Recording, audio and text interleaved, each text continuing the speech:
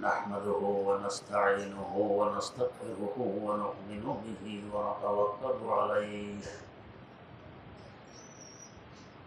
ونعوذ بالله من شرور أنفسنا ومن سيئات أعمالنا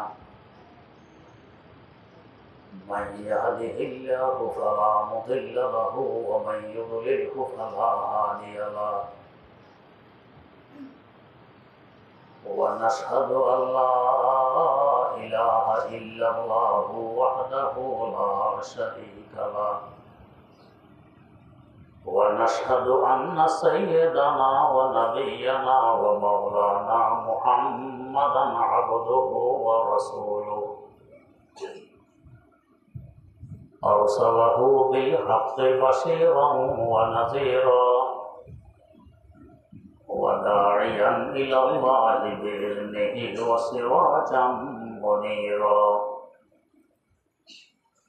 صلى الله تعالى عليه وعلى آله وأصحابه وسلم تسليما كثيرا كثيرا أما بعد فأعوذ بالله من الشيطان الرجيم بسم الله الرحمن الرحيم تتخذون أيمانكم دخلا بينكم أن تكون أمة هي أربى من أمة إنما يبلوكم الله به وَلَيُبَيِّنَنَّ لَكُمْ يَوْمَ الْقِيَامَةِ مَا كُنتُمْ فِيهِ تَخْتَلِفُونَ وَلَوْ شَاءَ اللَّهُ لَجَعَلَكُمْ أُمَّةً وَاحِدَةً وَلَكِنْ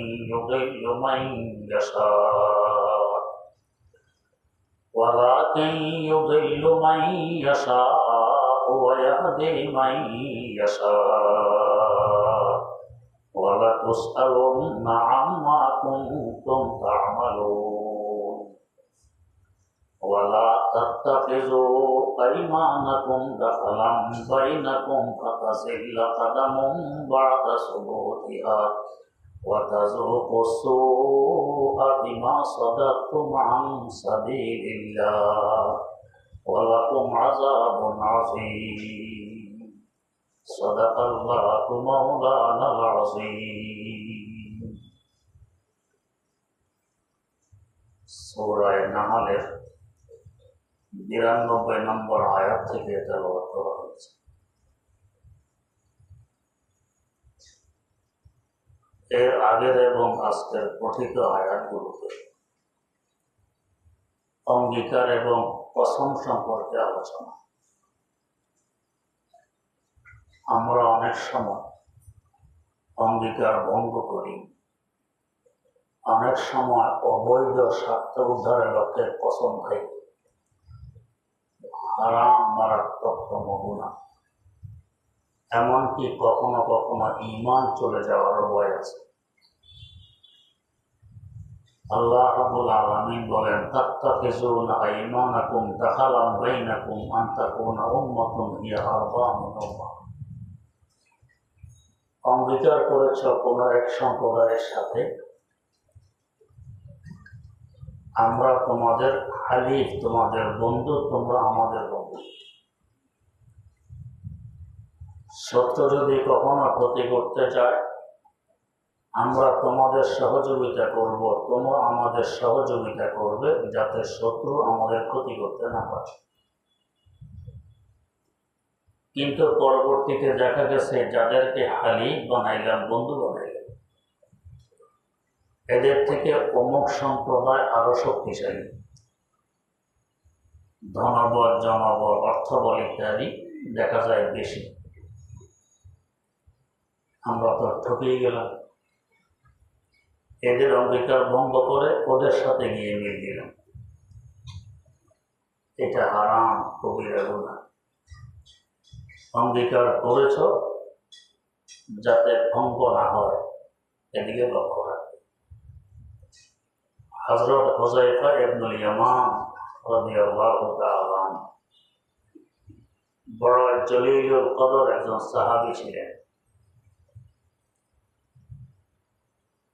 ইয়ামানের একটি জায়গার নাম ইয়ামান। সেখান থেকে আসতেছেন মদিনায় মুনাওয়ারা রাসূল আকরাম সাল্লাল্লাহু আলাইহি ওয়াসাল্লামের সাক্ষাতে। ওই সময় ছিল বদরের যুদ্ধের ডঙ্কা বাঁধার সময়। আবু জাহাল 1000 সৈন্য বাহিনী নিয়ে আসতেছে মুসলমানদেরকে নিষ্পেষিত করে ফেলবে। রাসূল আকরাম সাল্লাল্লাহু আলাইহি ওয়াসাল্লাম মাত্র 313 জন মুজাহিদকে নিয়ে মোকাবেলার জন্য রওনা করছেন। ওই যুগ তো ওয়্যারলেস মোবাইল ইত্যাদির যুগ ছিল না। হুযায়ফা ইবনুল ইয়ামান রাদিয়াল্লাহু আনহু ইয়ামান থেকে আসতেছেন, মক্কায় মুকাররমা হয়ে আসতে হয়। 1000 কিলোমিটারেরও বেশি দূর থেকে। পথের মধ্যে আবু জাহালের কাফেলার সাথে সাক্ষাৎ হয়ে যায়। আবু জাহাল জিজ্ঞেস করতেছে, তুমি কে, কোথায় যাও? আমার বাড়ি ইয়ামান, যাচ্ছি মদিনা। সেখানে কি? মদিনার নবী মুহাম্মদ সাল্লাল্লাহু আলাইহি ওয়াসাল্লামের সাথে সাক্ষাৎ। সত্য কথা বলে দিলেন।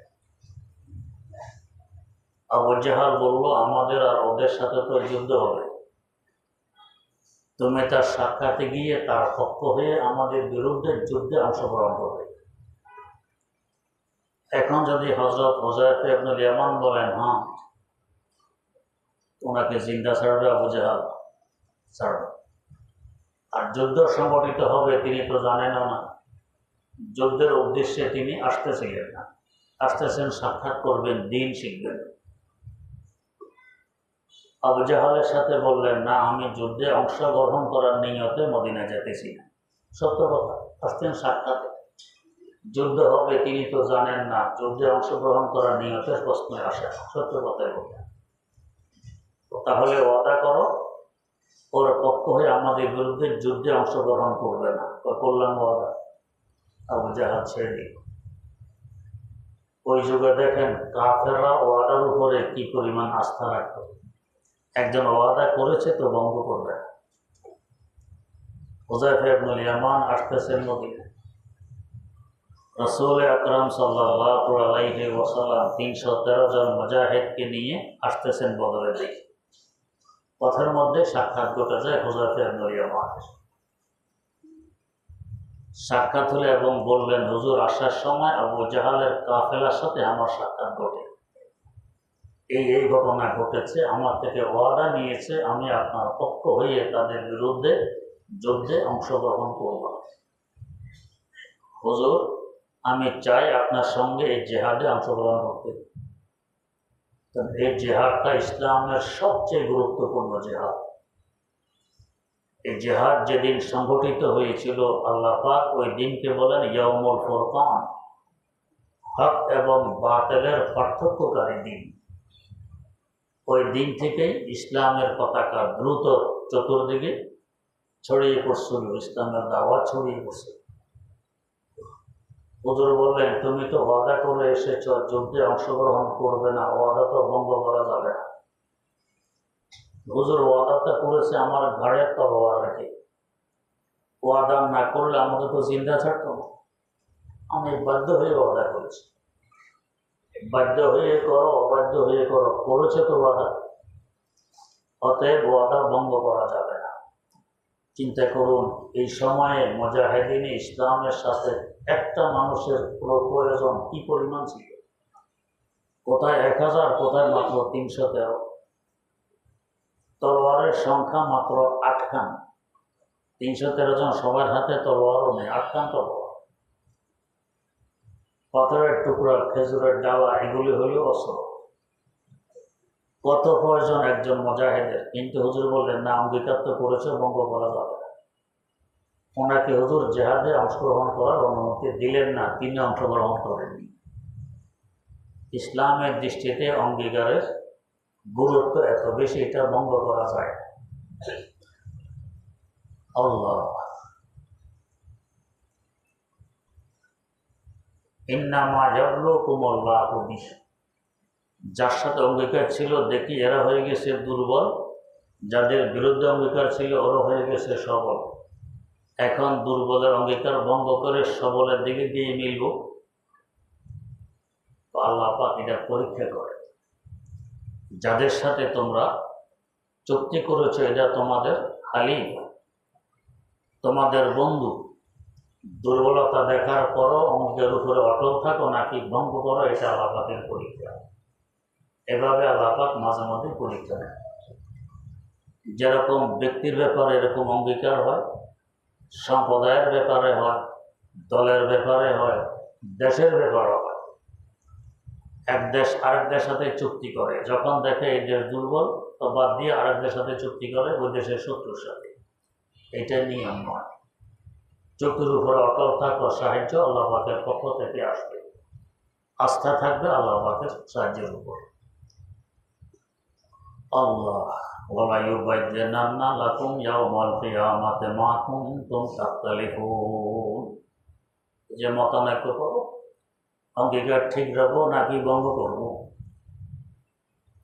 আল্লাহ রাব্বুল আলামিন কিয়ামতের দিবস সব কিছু পরিষ্কার করে দিবেন। কার ভিতরে কি ছিল, কে অঙ্গীকার ভঙ্গ করেছে, কে অঙ্গীকার পালন করেছে, ভঙ্গ করেনি, কিয়ামতের দিন সব পরিষ্কার হয়ে যাবে। ওয়ালাউ শাআল্লাহু লাজালাকুম উম্মাতান ওয়াহিদাতান ওয়ালাকিন ইউদিল্লু মান ইয়াশা ওয়া ইয়াহদি মান ইয়াশা। এই যে মতানৈক্য হয়, আল্লাহ পাক চাইলে তো সবাইকে একমতের বানায় দিতে পারে। একমতের কারণে, কৌশলগত কারণে আল্লাহ পাক একমতের বানান। সবাইকে একমতের মুত্তাকি পরিষ্কার বানায় দিলে পরীক্ষা হবে কিভাবে? পরীক্ষা ছাড়া কখনো প্রমোশন হয় না, উন্নতি হয়।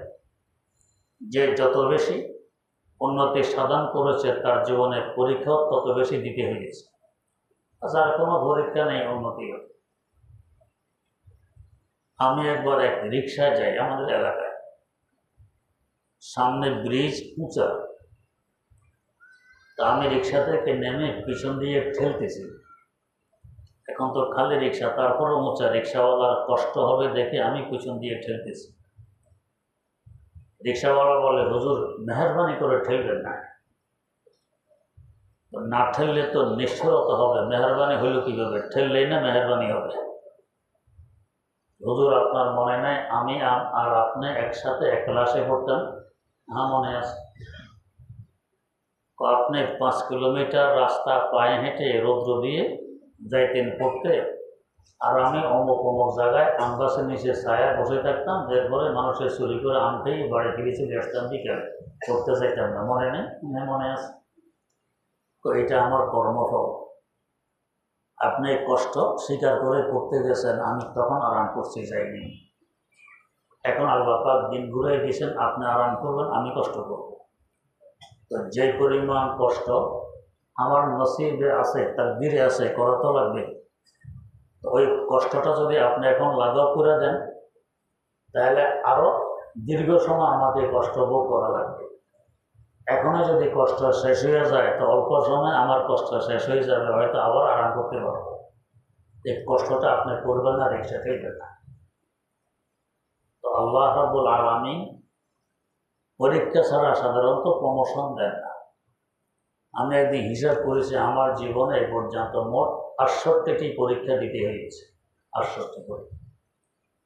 যাই হোক, তো উন্নতি সাধন করতে হলে পরীক্ষা লাগবে। পরীক্ষা ছাড়া মানুষ উন্নতি সাধন করতে পারে না, পরীক্ষা লাগে। যারা পরীক্ষা দেয় না তার কষ্ট জীবন যায়। আল্লাহ পাক বলেন, এই পরীক্ষার জন্য আমি তোমাদের মধ্যে মতানৈক্য সৃষ্টি করি, দেখি হকের উপরে কে অটল থাকে আর কে হক বাদ দিয়ে না হকের উপরে চলে। ওয়ালাউ শাআল্লাহু লাজালাকুম উম্মাতান ওয়াহিদাতান ওয়ালাকিন ইউদিল্লু মান ইয়াশাউ ওয়া ইয়াহদি মান ইয়াশা। এই আয়াতের এক তাফসীর হলো আল্লাহ পাক যাকে চান সঠিক রাস্তা দেখায় দেন, আর যাকে চান সঠিক রাস্তা দেখান না, কষ্ট করে দেন। এখানে প্রশ্নটা আমাদের কি দোষ? আল্লাহ রাস্তা দেখাননি, তো আমার দোষ কি? আল্লাহ পাকের সাথে আমার আগে তো শত্রুতা ছিল না, কেন আমাকে সঠিক রাস্তা দেখাননি? এমন একটি গুরুত্বপূর্ণ মারাত্মকতম অপরাধ আমি করে ফেলেছি, যার কারণে আল্লাহ পাক নারাজ হয়ে এখন আমাকে সঠিক রাস্তা দেখান। যেমন ছাত্ররা পরীক্ষার হলে পরীক্ষা দিতে যায়, যাওয়ার পরে নকল ধরা পড়ে, বেশি মারাত্মক যদি হয় তো চিরদিনের জন্য তার লেখাপড়া বন্ধ করে দেয়। আর একটু কম হইলে 5 বছরের জন্য বন্ধ, আর একটু কম হইলে হয়তো 1 বছরের জন্য বন্ধ, এই প্রতিষ্ঠানে বন্ধ। এই যে তার লেখাপড়া বন্ধ করে দিল, দোষটা কি কর্তৃপক্ষের? না, অপরাধটি আমি করেছি, যার কারণে এই মুসিবত আমার উপরে এসেছে, লেখাপড়া সম্ভব হয়। কর্তৃপক্ষকে দোষ দিলে এটা ভুল হবে। যে নকল করেনি, অপরাধ করেনি, তার লেখাপড়া তো বন্ধ করেনি, তাকে তো স্পেল করেনি, করছে আমার। এখানেও মারাত্মকতম অপরাধ আমি করেছি, ফলস্বরূপ আল্লাহ বন্ধ করে দিলেন, তোমার সামনে সব কিছু বন্ধ, উন্নতি সাধন করতে পারবে না, তার দোষটা আমার। অনেকেই বলে আল্লাহ পাকে তো তাকদীর লিখে রেখেছেন, আমার কি দোষ? হাকিমুল উম্মত মুজাদ্দিদুল মিল্লাত হযরত শাহ আশরাফ আলী থানভী রাহমাতুল্লাহ আলাইহি দৃষ্টান্ত দিয়ে বুঝাই গেছে। দৃষ্টান্তটি হলো, একজন মুমূর্ষু রোগী, ডাক্তার এসেছে তাকে দেখতে, তাকে দেখে শুনে ডাক্তার লিখে দিল এই লোকটি আর মাত্র 2 ঘন্টা বাঁচতে পারে, এরপরে বাঁচবে না। ঠিক ওই 2 ঘন্টা পরে লোকটি মারা গেল। বলেন তো, ডাক্তারের লেখার কারণে মারা গেছে না মারা যাওয়ার কারণে লিখেছে? সে মারা যাবে, অসুস্থতা এত বেশি, ওই কারণে লিখেছে, লেখার কারণে মারা যায়। যদি নাও লিখতো তারপর 2 ঘন্টা পরে মারা যেত। তাই অপরাধ কি ডাক্তারের? না। তো আমি মারাত্মকতম অপরাধ করব, যার কারণে আল্লাহ পাক সামনে হেদায়েতের রাস্তা বন্ধ করে দিবেন আমার কৃতকর্মের কারণে। এই দোষটি আমার, লেখার কারণে আমি কষ্ট হয়নি, বরং কষ্ট হব এই জন্য লেখা হয়েছে। ওইটা হলো তাকদীর। এই আয়াতের আরেক তাফসীর হলো, ইউদিল্লু মান ইয়াশা ওয়া ইয়াহদি মান ইয়াশা, যে চায় হেদায়েত পেতে তাকে হেদায়েত দেন, আর যে চায় ভ্রষ্ট হতে, গুমরাহ হতে, তাকে গুমরাহ করেন, যে যেমন চায়। অনেক সময় দেখবেন বাচ্চা জেদ করে যে আমাকে আইসক্রিম দিতেই হবে, অথচ বাচ্চার টনসিল, গলায় ব্যথা, ডোক দিতে পারে না, কিছু খেতে পারে না, খাওয়ার সময় চিল্লাচিল্লি করে, তারপর আইসক্রিম ধরে। আব্বা আম্মা দিবে না আইসক্রিম, কিন্তু এমনভাবে বাধ্য করলো আইসক্রিম না দিলে ঘরের শোকেস মকেশ ভেঙে চুরমার করে ফেলতেছে, ছুরি নেয়, গলায় ছুরি দিবে। এই অবস্থা দেখে বাধ্য হয়ে আইসক্রিম দিল। ক্ষতিটা হলো কার? বাচ্চা। মা বাবা বোঝে তার ক্ষতি হবে, তারপরও আইসক্রিমটা দিয়ে দিল কেন? বাচ্চার এই অবস্থার কারণে। তো দোষটা মা বাবার না বাচ্চার? দোষটা বাচ্চার। তো ঠিক এরকমভাবে আমি চাই গোমরা হইতে, আল্লাহ পাকের দোষ কি? তো যাও, যখন চাও তো তুমি গোমরা হও। আর আমি চাই হেদায়েত প্রাপ্ত হতে, আল্লাহ পাক আমাকে হেদায়েতের রাস্তায় দেখাই দিলেন। অতএব চাহিদার এখানে অনেক বড় দখল আছে। তাই সকলে চাবো আল্লাহ আমি হেদায়েতের উপরে থাকি, দোয়া করতে হবে আল্লাহ আমাকে হেদায়েতের উপরে রাখেন। এই জন্যই কোরআন শরীফের প্রথম সূরা ফাতিহাতে আল্লাহ পাক দোয়া শিখিয়ে দিলেন, ইহদিনাস সিরাতাল মুস্তাকিম। এত বেশি দোয়া তো আর কোনো দোয়া করা হয় না। আমরা যদি নামাজ পড়ি তো দৈনিক 17 রাকাত তো ফরজ নামাজ পড়ি, এরপরে 12 রাকাত সুন্নতে মুআক্কাদা পড়ি। এই 17 আর 12 হলো 29 রাকাত। 3 রাকাত বিতরের ওয়াজিব পড়ি, এ হলো 32 রাকাত। এ কমাস কম 32 রাকাত তো দৈনিক পড়ি। এই 32 রাকাতে 32 বার দোয়া করি, ইহদিনাস সিরাতাল মুস্তাকিম, দৈনিক এই দোয়া। আর এরপর যদি কেউ আবার তাহাজ্জুদ পড়ে, কমটা ধরেন 4 রাকাত, তাহলে 32 আর 4-এ 36 হইল। এশরাক পড়ে 4 রাকাত, 36 আর 4-এ 40 হইল। চাষ পড়ে 4 রাকাত, 44 হইল। জোহরের পরে আছে 2 রাকাত নফল, 46 হইল। আসরের আগে আছে 4 রাকাত নফল, 50 হইল। এশার আগে 4 রাকাত নফল, 54 হইল। বিতিরের পরে আছে আরো 2 রাকাত নফল। এ কত হইল? 56। হ্যাঁ, 56 হইল। এক কমাস কম তো আওয়াবিন করে কমাস কম 6 রাকাত, 56 আর 6 62 হইল। এই 62 বার তো যারা নামাজগুলো পড়ে দোয়া করে ইহদিনাস সিরাতাল মুস্তাকিম, আল্লাহ আমাকে সোজা রাস্তার উপরে অটল রাখুন, সহজ রাস্তা দেখাই দিন, যে রাস্তায় চললে বেহেশতে পৌঁছা যায়, যে রাস্তা অবলম্বন করলে আপনার কাছে পৌঁছা যায়, যে রাস্তার প্রতীক হতে পারলে আপনাকে পাওয়া যায়, এই রাস্তাটা দেখাই দিন। এই 62 বার এই দোয়াটি আমরা করি। তা করি কোথায়? যদি জমাতে নামাজ পড়ি তা আল্লাহর মসজিদে, সাধারণ কথা।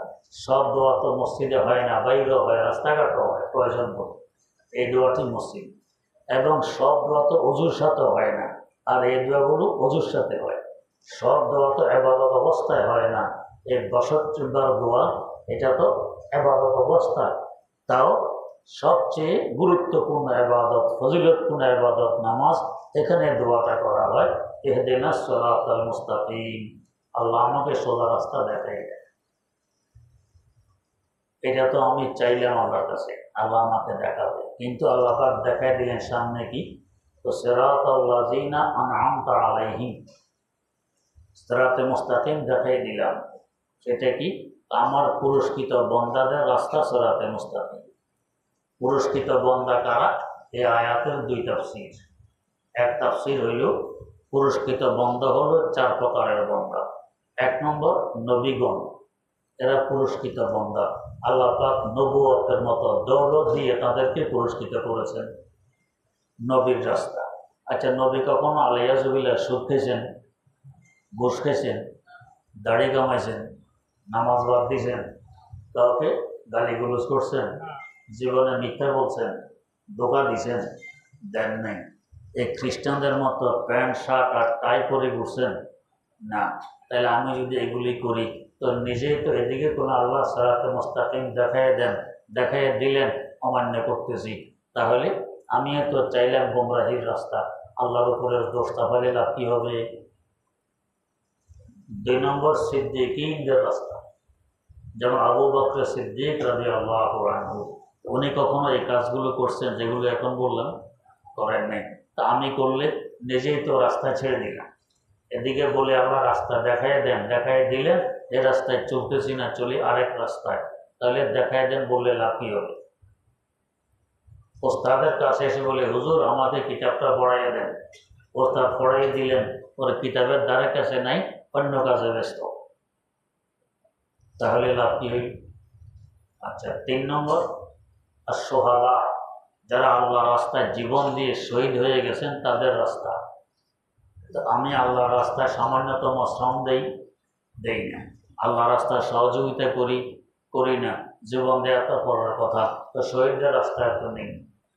4 নম্বর সালেহীনদের রাস্তা, মিনান নাবিয়িনা ওয়াস সিদ্দিকিনা ওয়াস শুহাদায়ে ওয়াস সালিহিন, নেককার বান্দাদের রাস্তা।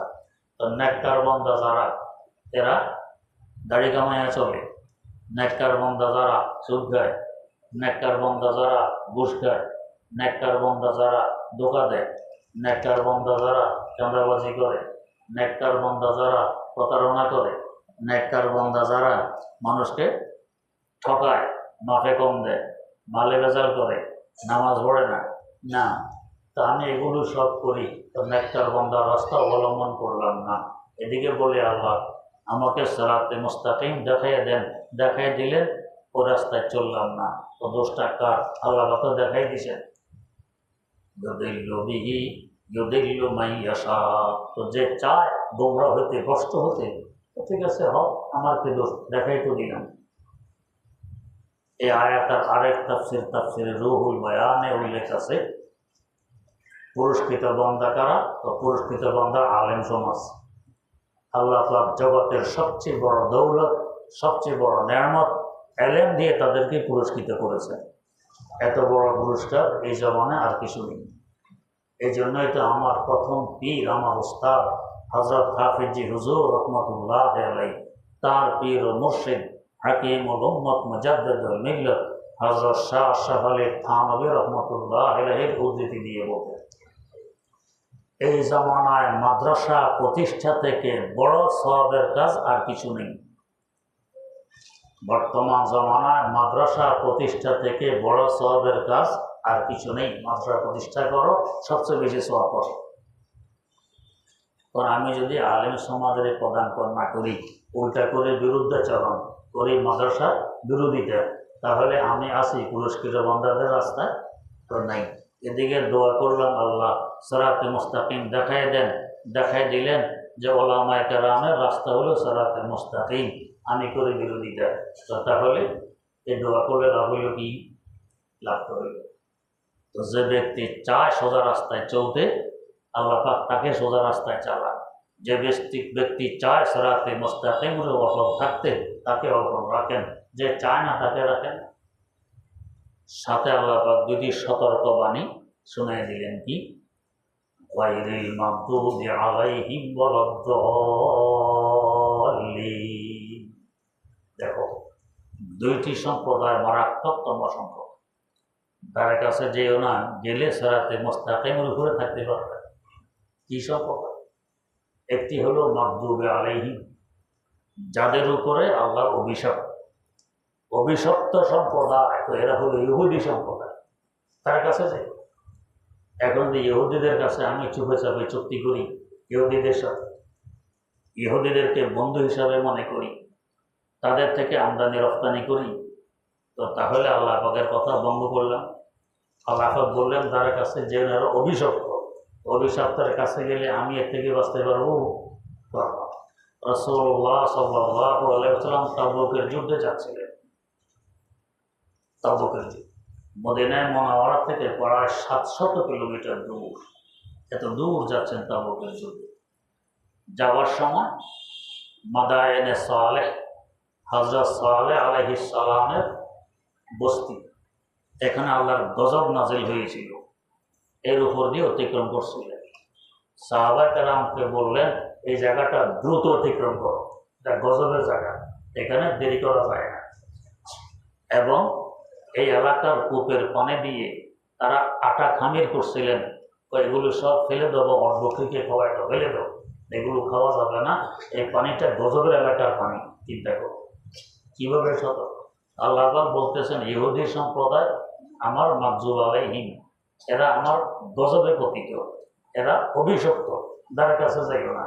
এখন এদের সাথে আমরা সন্ধি করে চুক্তি করি, তার কাছে গেলাম, এই গজবটা আমার উপরও তো পড়বে।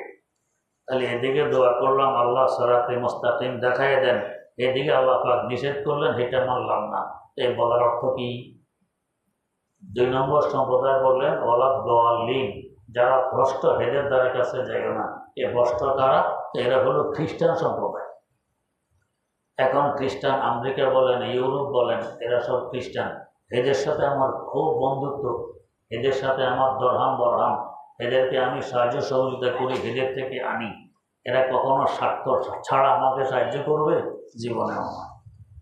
ডক্টর ইকবাল মরহুম তাই বলেছিলেন, আদম আদম কা নয়ে দৌর মে গম খার নেহি, আদম আদম কা নয়ে দৌর মে গম খার নেহি, आते इंसान को इंसान के गम खार करें। বর্তমান যুগটা এমন, মানুষ মানুষের প্রতি দয়া করে না, মানুষ মানুষের প্রতি দয়া করে না, মানুষের ক্ষতি করতেছে, মেরে ফেলতেছে, একটু অন্তরে মায়া আসে না, দয়া করে না। আমরা কি মানুষ হই? আগে বলতেছেন, দোস্ত জাহির जो चमनते हैं वो बातिन में आदू, दोस्त जाहिर जो चमनते हैं वो बातिन में आदू, जिंदगी उनकी चमनज़ारों में दुश्वार करें, जिंदगी उनकी चमनज़ारों में दुश्वार करें। যদি উপর দিয়ে বন্ধুত্বের ভাবসাব দেখাও যায়, ভিতরে নিহিত থাকে স্বার্থ। স্বার্থ নাই তো বন্ধুত্ব নাই, স্বার্থ আছে তো বন্ধুত্ব আছে।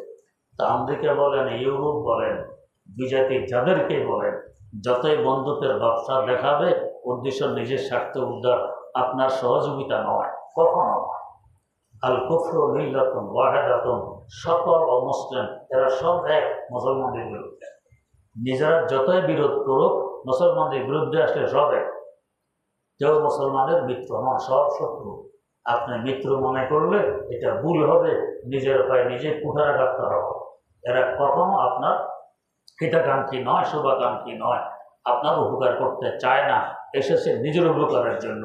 আপনার ক্ষতি হোক আর কিছু হোক, আপনি মরেন আর বসেন, তাদের দেখার বিষয় নয়, তাদের স্বার্থ তারা হবে।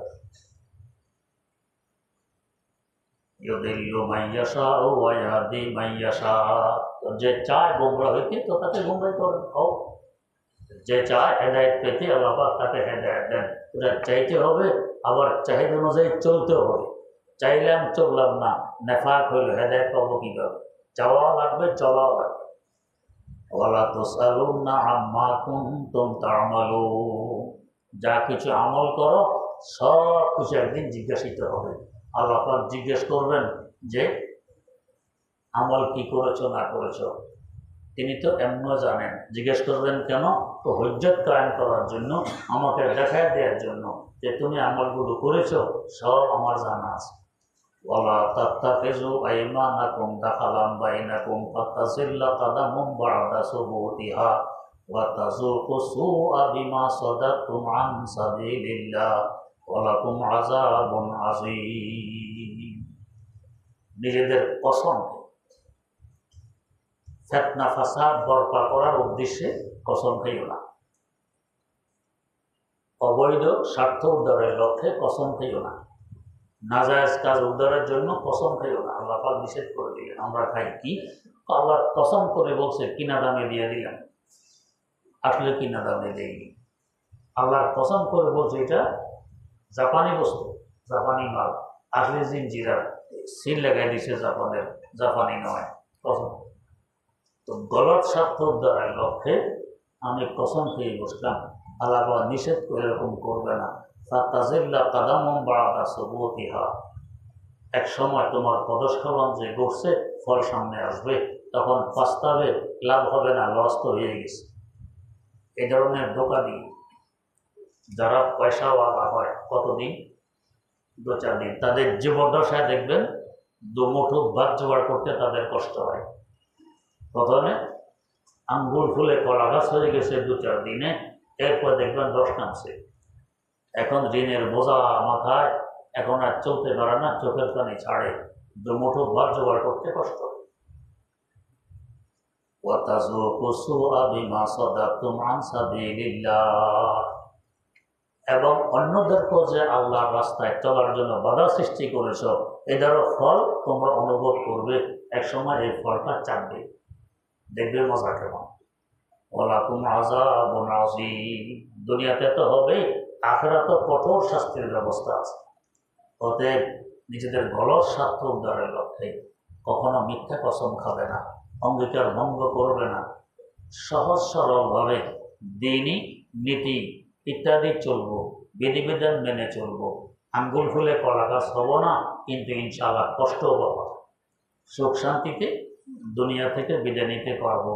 আখিরাতে তো অনন্ত অসীমকালের জন্য শান্তি পাবোই। ব্যতিক্রম ঘটবে, এখানেও শান্তি পাবো না, ওখানে তো শান্তির প্রশ্নই নেই। আল্লাহ রাব্বুল আলামিন সহি বুঝার তৌফিক দান করুন।